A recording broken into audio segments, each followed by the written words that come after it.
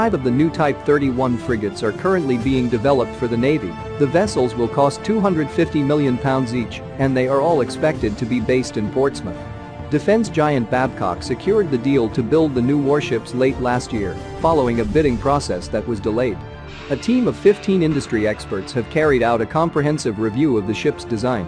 The industry chiefs spent 10 days scrutinizing the plans to help move the frigates forward into their next detailed design phase.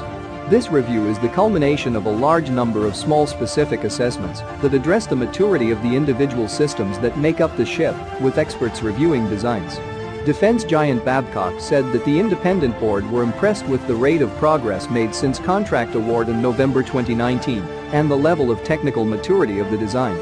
The news comes as Babcock announced the construction of a new assembly hall capable of housing 2 Type 31s in Scotland. The Ministry of Defense has previously said it aims to have the first of the warships in the water by 2023. The frigates will feature the Sea Scepter missile system, a combat system with a 4D air and surface surveillance and more. They will replace the aging Type 23 general-purpose frigates.